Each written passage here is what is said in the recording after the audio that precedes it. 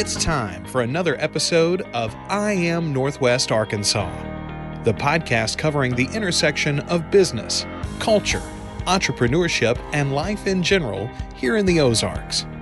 Whether you are considering a move to this area or trying to learn more about the place you call home, we've got something special for you. Here's our host, Randy Wilburn.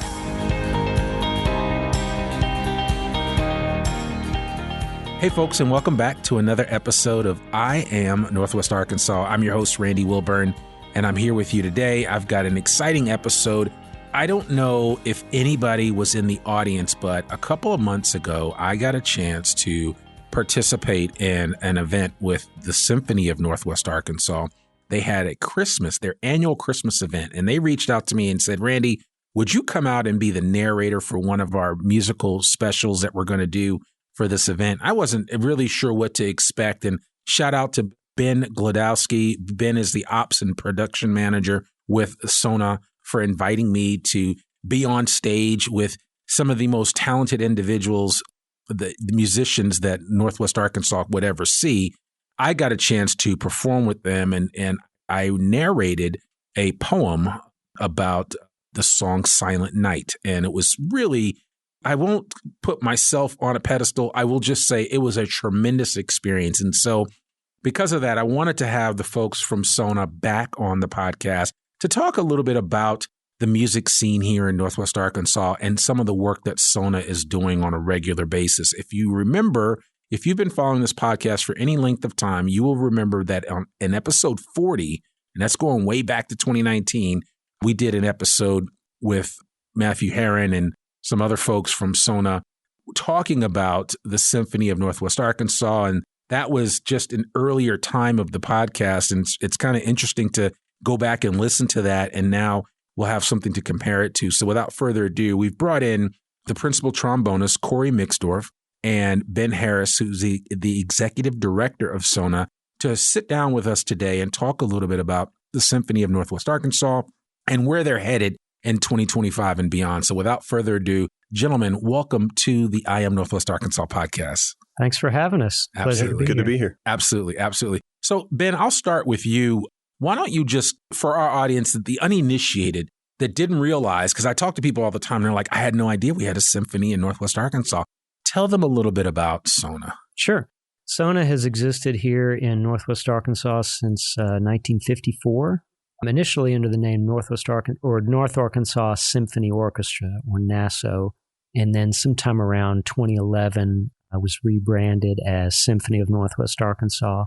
And we're a pretty traditional symphony orchestra, usually around between 60 and 70 musicians on stage playing, classic repertoire like your Mozart, Beethoven, Brahms, that type of thing, as well as a lot of music that by composers that have been sort of historically overlooked, that even the real symphonic aficionados are not familiar with, as well as some new music. So we try to offer a little something for everybody in our main stage orchestra performances. And we also have a smaller chamber series called SoNA Beyond that's focused on community outreach, where we do smaller events in public spaces. And those are a lot of fun. And then we have an education initiative where we're out in the public schools with a program called the SoNA Mentors, where we send musicians from our orchestra into public school music programs to work with those students. So we're kind of all over the place in the community. I mean, I love hearing that. And, I would have to imagine that like a lot of other programs, like I know Theater Squared has a large program that educates children in the school system. Mm-hmm. And you guys have been doing your program with the children in schools for a while now. Is that correct? That's correct. The current program, which is the SoNA Mentors, we started that in, I believe it was 2018, 2019. And then, of course, we had to pause that during the pandemic year, and then we resumed right after that. But it's been very successful because we're able to take professional musicians from our orchestra and send them into the schools to work with kids that are getting some instruction in their public school band or orchestra programs. But, those programs there's a lot of kids in those programs, and so it's hard to get individual attention for all of the students. So this program that we have is great for that because we're able to send musicians in that can take groups of kids out and work with them as a section and then come back into the larger ensemble with some more insights into what they're doing. Yeah. So, and I remember that at the Christmas event that I was speaking of at the opening, you had several students that participated in that event. Were some of those students part of this Mentors program? Absolutely. Okay. What we always do at our main stage concerts at the Walton Arts Center, we always have an ensemble of student musicians performing in the lobby before the show starts. And those are kids that we work with in the Mentors program. And that's just another performance opportunity for them to play for a receptive audience in the lobby. And then at the Christmas program, what we've been doing for the last few years, we've had a student soloist that gets featured with the orchestra. So this year we had an oboist named Annabeth Jones. She was amazing. She was fantastic. She did well. Yeah, she did played really the first well. movement of the Mozart oboe concerto and just did a great job. And then we did a side-by-side piece where we had several of our members of the orchestra leave the stage and be replaced by high school players who were able to play as part of the orchestra. And so that was a lot of fun. So that type of educational outreach is really important to us just for inspiring, the next generation of not only musicians, but also the next generation of listeners. Yeah. Well, and I think it's important for people here in Northwest Arkansas to recognize that all of the major school systems in this area have fairly robust orchestras and band. My son participated in band at Woodland and did a lot of stuff with Mr. Pond and several of the other music teachers that participate in that, both at the high school level and at the junior high level. And so I think people, especially because music is one of those gateways for young people to kind of find their passion. Right. And so it was a really good experience for my son, the 2 years that he participated in the band / orchestra. He had a lot of opportunities. He got to play at the high school. He got to play in front of a lot of different people. And I think when you create and foster that type of environment, people are able to kind of come out of their shell and really find out who they are. And we saw that was exemplified by the young people that participated in that Christmas concert. Yeah. Well, that's one of the great things about playing in an ensemble is that, it teaches you some valuable skills that you can use in every other area of your life, like listening, because to be a good player, you have to ultimately be a good listener. And also just the idea of working collectively, putting your energy and your trust into something bigger than yourself. Yeah. Because you're part of a larger ensemble that has something to accomplish. You're all working towards the same goal, and you have to work together and you have to listen. Yeah, absolutely. And I also will remark that some of the facilities that exist here in Northwest Arkansas are pretty outstanding. Bentonville West, their facility is, it's a newer building, but I walked in there, I was like, wow, this is a high school? I can't believe they have a facility like this. So yeah, the school auditoriums have come a long way from the days when you were sharing, the gym with the basketball team.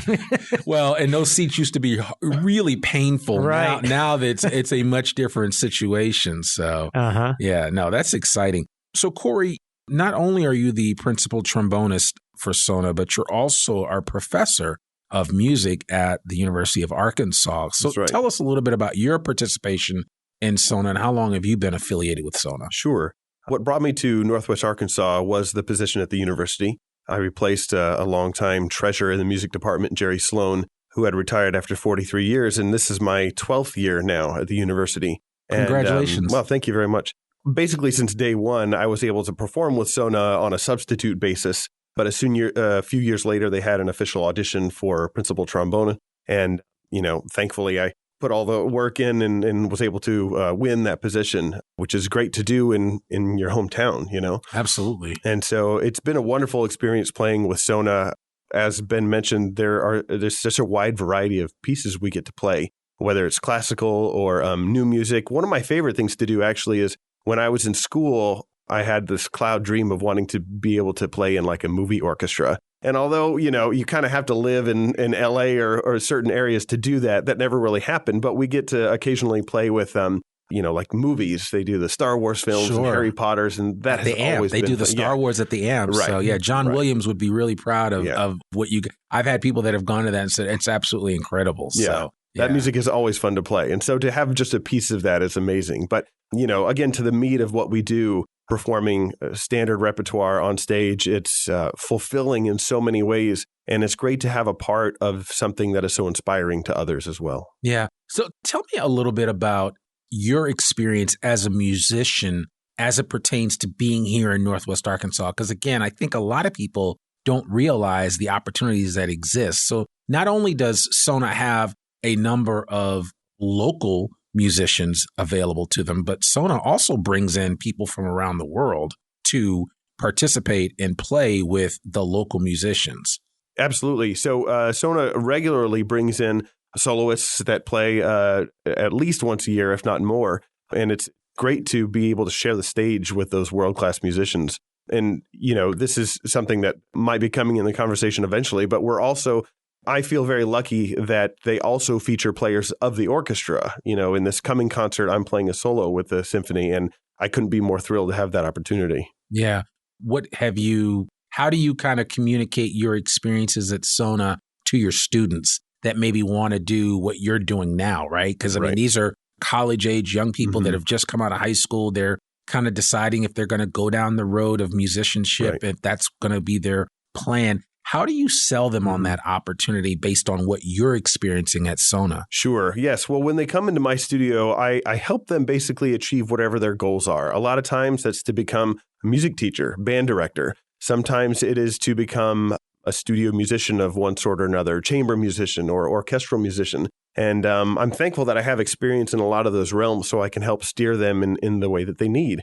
But, across the board, what I really am interested in doing is showing them what a great trombone sounds like and experiencing that within ensembles. And so it's always a pleasure to have them come to SoNA and not only hear, great trombone sounds, but also great, clarinet sounds and violin sounds. And when it's all together in one place, obviously they get that experience when they're playing, but to hear that in the audience is a different perspective. We're so used to hearing so much music on our ear pods, earphones, whatever, but to be there live and hear that is something special. And they take that, they take away from that the excitement and the energy. And a lot of times that switches something in their head and they're thinking, man, doing something like this for a living would be pretty great. Yeah. So, I steer them in that direction if that's what they desire. I love that. And Ben, maybe you might want to chime in on this because I think one of the things that I've talked to a number of people like Orson Weems and others that are really big in our local community about encouraging involvement in the music business, right? The business of music. Right. So that could be on the stage, but it can also be behind the scenes. And there are a lot of opportunities out there that exist for young people today that I don't think they fully realize what's available to them. And so I'd love for you maybe just to talk a little bit about that. Absolutely. And that's kind of the background that I have coming into this role that I'm in now. I'm a musician too, and for a long time made my living as a performer and as a teacher. And, there are a lot of other roles that you can fill in the performing arts that don't involve being the featured soloist or even a part of the ensemble. There's a lot of other work that has to be done logistically just to put on an orchestra concert, which is essentially, an orchestra is it's like a giant acoustic ensemble. So you don't have all of the same sort of sound reinforcement, PA, microphones, all that kind of stuff that you would have in a lot of other styles of music. But there's still a lot of logistical work that has to be done. And there are roles for people to do those jobs. So there's a lot of other opportunities in the performing arts outside of just being a featured soloist or a member of the orchestra on stage. Yeah, no, I love that. And I think it's important for people to recognize all the different options that are available to them. So tell me, as I look at like the board of SoNA and just the involvement in the community, what kind of support are you looking for from the Northwest Arkansas community outside of people just buying tickets to come to the different events that you put on throughout the season? What other support are you looking for, and do you need to continue to help SoNA thrive and grow so that as this region grows, the symphony grows with it? Yeah, well, it's engagement from the community, whether that is coming to concerts or donating. We are a 501c3, and so we rely on the generous support of our community in order to put these programs on. And, like a lot of performing arts nonprofits, I mean, it gets very expensive, when you look at that many people on stage. Sure. Everybody's got to get paid, so it's a very expensive endeavor. So the financial support is huge, but also just the engagement of the community. What we want more than anything is for people to enjoy this music and realize that this music is for everyone. And no matter what kind of music you're really into, there's something for you within the orchestra. Yeah. I think it's important for people to understand that SoNA serves both a cultural need, an educational need. I mean, there are a number of aspects of life here in Northwest Arkansas that SoNA serves so well. So, Right. Yeah. The educational part of it is really important to us, and we're putting a lot of resources and a lot of energy into that these days, because I think that, there's a lot of studies out there about all the great things that happen to your brain when you study an instrument as a young person. Absolutely. But also just as a listener to engage with that kind of music, it's really good for you. It lights up certain parts of your brain that don't light up when you're doing other things. Creativity. I mean, all of that comes along. Even when I know when I'm doing my quiet work and I get into, there's several really great audio playlists that I use from my Apple Music that just provide just instrumental music. And there's been studies that have shown that certain types of Baroque music really encourage just mental stimulation, without fail. And I'm constantly playing different Baroque. I have several Baroque playlists that I have. And I know I might not look like somebody that would listen to a lot of Baroque music, but it does help me quite a bit when I'm in my creative space. Yeah. Well, and it's for everybody. That's what I'm saying is that, everyone can benefit from this stuff, especially, Baroque music. I don't know, maybe Cory can speak to this, but for me, I love Bach. Bach is one of my favorites because when I listen to Bach, I always feel like there's a narrative there. There's like a storyline that I can follow, and there are other lines that sort of interject with that. And it's a very interesting experience to me listening to that kind of music. And to add to that, when you go to the concert, you might think you're just a passive listener, but at least from our perspective, the audience is engaged in such a way in that they're kind of part of the performance as well. Even though you didn't necessarily learn the notes on the page or how to play the instrument, like the performance is not just what's happening on stage. It's this collective experience that has an energy to it that's hard to mimic elsewhere in life. Yeah, no, I know. It's so funny. I mentioned, and this has nothing to do with SoNA, but because you're a trombonist, you'll appreciate this. I saw, is it Trombone Shorty? Oh, yeah. When he came here, and it blew me away. I was like, I felt like I had been transported to New Orleans. Yeah, and I mean, absolutely. And that dude put on the most amazing concert. And I had never seen a trombonist come out into the audience the way that he did. But it was really an intimate setting anyway. But that's one of the things I think that makes Northwest Arkansas so special is that if you are a fan of the arts, you can get involved in the arts here in Northwest Arkansas in such an intimate way. And it's not like when you're in a big city. I've talked about it many times on the podcast. I lived in San Francisco for a while. I grew up right outside of New York City. So, I mean, I've been to Kennedy Center in Washington, D.C., Lincoln Center in New York. I mean, so those places are like larger than life. And, nothing against the Walton Arts Center, but it's just an intimate setting where you really feel like you're part of it, and I just remember as I'm talking to you now, and when I first walked onto the stage for the matinee that we did for the Christmas program, I remember just looking out. And at first I couldn't really see who was on the front row, but then I looked out, I was like, wow, there's a lot of people here. And I felt like I was in somebody's living room, right? Performing. Yeah. And it was just really fun in the same way that evening. I mean, so I just think people here in Northwest Arkansas, they have to really appreciate that type of access to culture and specifically to music in the same way that we have the access to great artwork and at Crystal Bridges and through Interform and all the amazing work that they're doing. And so, I mean, we have, as I say it all the time, we have an embarrassment of riches here in Northwest Arkansas when it comes to culture and the arts. Yeah. And people need to take advantage of that. And so I'm hoping that somebody listening to this today will listen to you guys and be inspired to want to come out and, grab some tickets to an upcoming symphony event and check it out for themselves firsthand. Yeah. Well, and it's really important to actually come out for these things and to show up for them. Just to pick up on what Cory was saying, as a musician, the audience is absolutely part of the performance in ways that they don't even realize. Yeah. It's interesting when you're in the hall and listening to the orchestra rehearse, for example. They sound great. They always sound great because they're great musicians and they're playing great music and they've devoted their entire lives to doing this. And yet, when the room fills up with audience members, it's a very different sound. Yeah. The whole energy in the room is different because, you've got all these people that are coming in and they're bringing all of their own life experiences with them into the room. And all of that stuff sort of comes together because the musicians are doing the same thing. Yeah.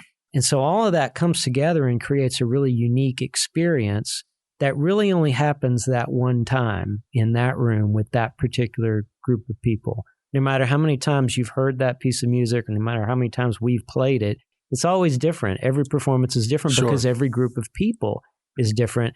And that's something you cannot experience sitting at home watching YouTube. No. Yeah, you're right. It's not easily replicated in any way, shape, or form. So talk to me about the planning that goes into each season of concerts and the work the behind the scenes, that time and effort that you put into saying, well, what's this community going to resonate with when it comes to programs that we could put on? Sure.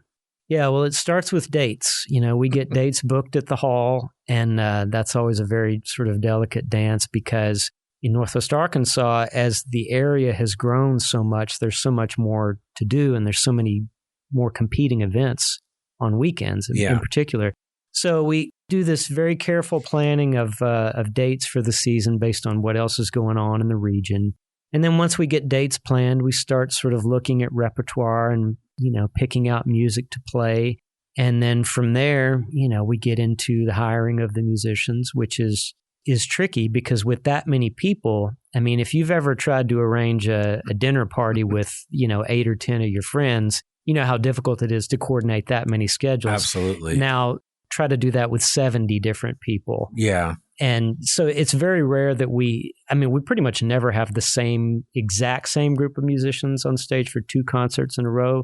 There are some people that are pretty much always there, and then there are other seats where, everybody has different scheduling conflicts. So booking the musicians always takes a long time, but after we get dates, repertoire, themes for concerts, things like that, then we get musicians lined up, and then there's a whole other sort of marketing wing of the thing that has to be mobilized.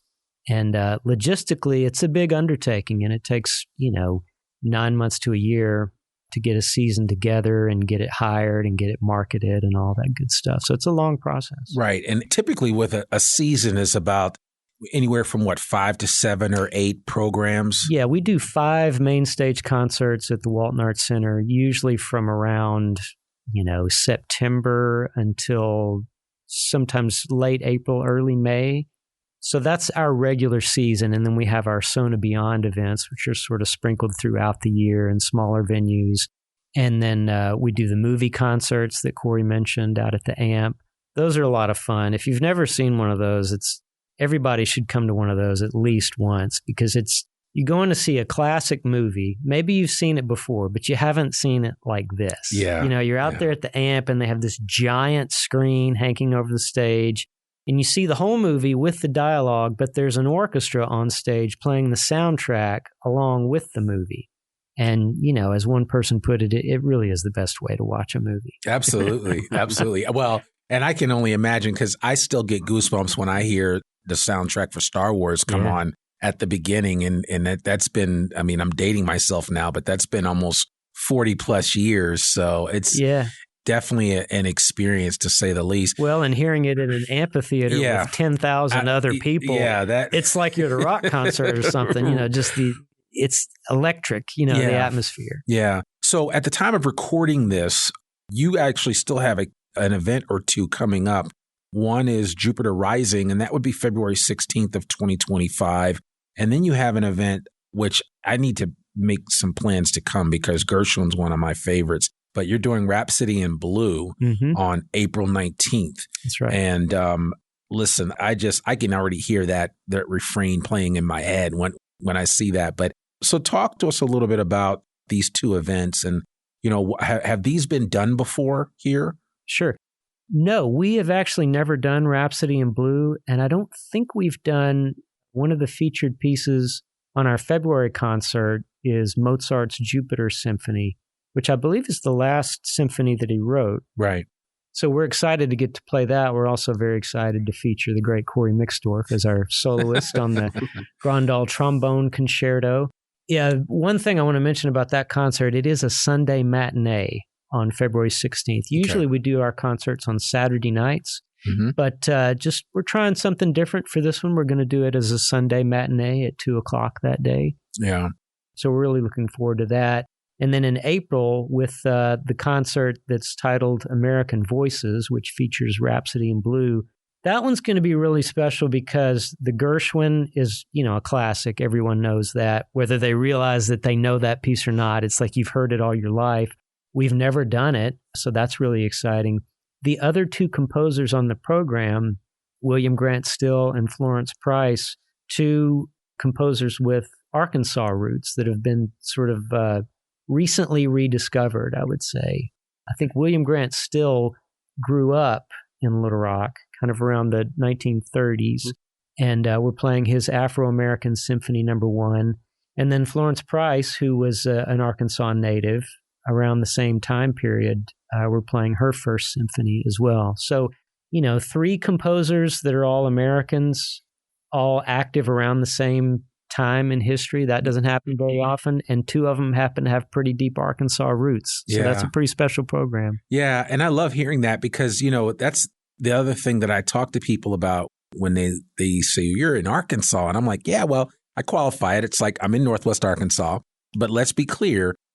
I always tell people I start with, Maya Angelou is from Arkansas. That's right. I don't know however you feel about this. Bill Clinton is from Arkansas, but Arkansas has produced some extremely, extremely talented people. And Johnny Cash. Johnny Cash. Al Green, you can't. The list goes on and on. And so you start hearing that. And so just to hear that you're referencing a couple of natives that are from Arkansas that whose music will be featured, I think that's really cool. And I don't see that as an accident. I see a lot of different programs. Theater Square does it. They feature a lot of, local directors, local actors, and, local plays that are conceived and created right here in the natural state. And so I think people need to understand that, the arts are actually happening here in Arkansas, specifically in Northwest Arkansas, but throughout the state. I don't want to shortchange Central Arkansas or the Delta. Throughout the Delta region, there is a lot of artistic development that takes place in this region that a lot of people just aren't aware of if they're not part of this ecosystem. Right. Yeah. Arkansas has a really rich history in the arts, and we're very proud of that, and we're very proud to feature that and feature Arkansas composers alongside someone like George Gershwin. Yeah. So we're really looking forward to that program, and I think it's going to be the perfect way to cap the season. That's our season finale this year. Well, that's great. So then, okay, and I don't want to put too much stress on you, but how do you start planning for the next year? You're probably in the throes of doing that right now. We're in the throes of that right now. We're working on finalizing dates with the Walton Arts Center. We're also, a lot of people know that we're in the process of searching for a new music director. Our music director, Paul Haas, is leaving at the end of this season. Oh, man. Okay. And so we're looking for someone new. So next season, we're going to have a different guest conductor for every concert. And these guest conductors will be candidates for the music director position. So this will kind of be like their live audition. Yeah, so absolutely. Our audience will get a chance to look at them, and our orchestra will get a chance to rehearse with them and play with them. So everybody's going to get to give us some feedback on what they think of these people and tell us who they like. Yeah, I love that. Well, I appreciate you communicating that to our regional population here, as well as the local patrons of SoNA. What should patrons of SoNA right now today be thinking about future-wise when it comes to different opportunities for musical performances? Sure. Well, they should be thinking about, buying tickets for next season so that they can see all of these guest conductors and get a sense of where the orchestra is going to be in the next few years, because, the music director is the artistic leader of the organization. So whoever we pick for that role is going to have a big impact on the future of this organization. So if this is something that's important to them, they should definitely come out and take a look at these people and let us know what they think. And that's a really important thing that I want to make sure that people realize, is that we want to know what they think. We want to know what's important to them as a music director. What do they like about SoNA? What do they want to see us do more of? That type of thing. So it's a really good opportunity for the community to get involved in what the future of this thing looks like. Yeah. How they connect with the audience will be, I imagine, a big part of the decision-making process. Absolutely. Yeah, it would have to be.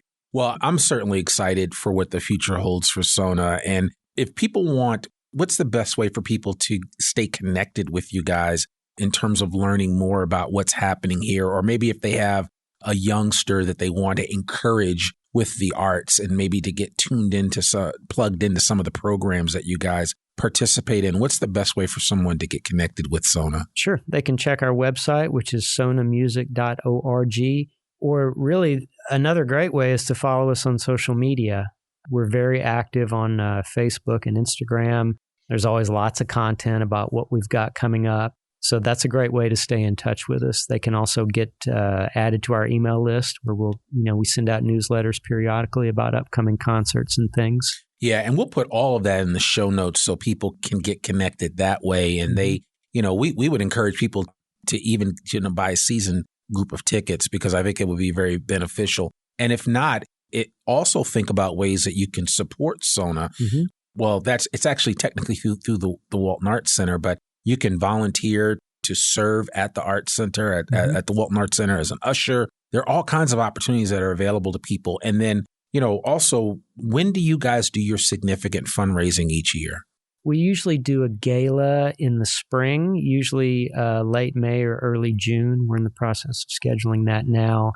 But, we're a nonprofit organization, so it's always a good time to give. Yeah. Well, and we'll make sure there's a direct link on the show notes for anyone that's listening and is really inspired by what Ben and Cory and the rest of the team at SoNA are doing and want to just support them financially. Because I got to say, one of the things, and I say this all the time on the podcast and almost till I'm blue in the face, but this being Northwest Arkansas is one of the most giving places I've ever been to, right? Mm-hmm. And I mean, you find one entity that technically competes with another giving to them, right? And so it's like, you don't see that in a lot of places. Like it's like in New York, I was just in New York City, and sometimes it can be dog eat dog in some of these big cities. But here in Northwest Arkansas, every organization seems to kind of collaborate and find ways to help and support each other. And so I know there are other organizations that are supporting what SoNA is doing and vice versa. So absolutely. Yeah. And, we exist because of the generosity of this community. Yeah. So that's, I think it's important to acknowledge that, and that, as you say, it's a really special thing that goes on here in Northwest Arkansas. We're proud to be a part of it. Absolutely. Now, Ben, did you say how long you've been here? At SoNA? No, been in Northwest Arkansas. I've been in Northwest Arkansas since 2006. Okay. I'm originally from South Arkansas. I grew up in Pine Bluff. Oh, okay. And then I got up here in 2006. I had a brief stint in New Orleans when I was working on my graduate degree, and happened to move down there around the same time Hurricane Katrina moved in. It didn't work out too well. And displaced a lot of people. A lot of people. And so came up here looking for higher ground, and have been very happy here since 2006. I love that. So what would you say for anybody listening that's thinking about moving here? What's one of the best things about Northwest Arkansas? I don't want to say anything about moving here. Listen, they're coming whether you like it or not. So, I know. It's, it's a beautiful space with just unlimited opportunities for people. Yeah. It really is a wonderful place to live. Yeah. Yeah. And I say that all the time. I mean, it's not nirvana, but it's very close in terms of the opportunities. Do we have our problems? Absolutely. Every area has its problems, but Northwest Arkansas is special. And we are trying to fix the little issues that we do have one by one, but certainly with organizations like SoNA and the amazing work that you guys do in our community, you certainly make it easier to enjoy this area. So, and lastly, I'll leave that same question to you, Cory, if you want to just share what your favorite aspect of Northwest Arkansas is. I love that there's something for everyone here. If you're the person that likes city life, we've got that. If you're the person that likes rural communities, we've got that too. If you want to get involved in the arts, as we've talked about, there's plenty of opportunities for that. With the hogs in town, you've got opportunities for athletics. It's everything. It's really just a bit of everything. And, with XNA, you have easy access to all the other urban areas. But, we've got everything you need here. We moved to the area, obviously, for my job at the university. But, I've got 5 kids and it's a great family community. We've loved our time here and we'll continue to enjoy that. Well, I appreciate you sharing that. Actually, this is a bit of a celebration for me because it is exactly 10 years since we moved here. Oh, wow. And so I feel as strongly as both of you do about this area and about this region and about the opportunities that exist. And somebody asked me the other day, you think you're going to stay here? And I said, yeah, I think I'm going to keep Northwest Arkansas. There's a lot of opportunities. And I said, if nothing else, even as I get older and I might want to, find a warmer place to be than it is today because it's like 15 degrees outside. That's a whole nother conversation. But the actually average temperature in Fayetteville is 60 degrees. Really? Yeah, the average temperature, if you take the average for the 12 months. And that's not bad. No. So, and we just had I think before I left for our Christmas break, because we're recording this right after the new year. I mean, we had a day where it was like 69 or 70 degrees. So you have those. It's just these little moments. But I say all that to say that I'm going to make Northwest Arkansas my home base. No matter wherever else I go, this is going to be home. And then we'll venture out from there and see whatever else the world has to offer. Yeah. We're lucky to have you. Yeah, well, I appreciate that. I appreciate that. Cory Mixdorf and Ben Harris, thank you guys both so much for joining me on this episode of the I Am Northwest Arkansas podcast. I got to say, you guys are now the only people that I know of that I've had on the podcast 3 times. Wow. Yes, because we did a part 1 and part 2 of the SoNA program that we did back in 2019. And now this is the 3rd episode where we did. Shows you how much I like classical music and I like symphony. So I really appreciate you both very much. Thank you also for having me for the Christmas program. And I'm available to come back anytime you need a narrator. I'll whip out the voice and make it happen on stage. But no, I really do appreciate that. That was an outstanding experience. And it really made my holiday season. So thank you both very much. Well, thank you. And thanks again for doing it. It was a real pleasure to have you there. And, you did a great job and everybody really enjoyed it. So we'll be doing it again. Absolutely. Well, there you have it, folks. Another episode of the I Am Northwest Arkansas podcast. Again, you can check out SoNA on their website at sonamusic.org. And we'll put all of the links and information that both Cory and Ben mentioned here on the episode in the show notes, so you can check that out. You can also check out our transcript, which, if you didn't know it, on Apple Music, on Apple Podcasts, they produce a transcript automatically, but we actually upload a more edited transcript so that you have access to that. But certainly if you want to hear anything or play back anything that Ben or Cory said, you can certainly check out the transcript that way. Remember, we're on every major podcasting platform. We're also, as we're recording this in the Furman Garner Performance Center here at KUAF 91.3 FM, the only NPR station in Northwest Arkansas.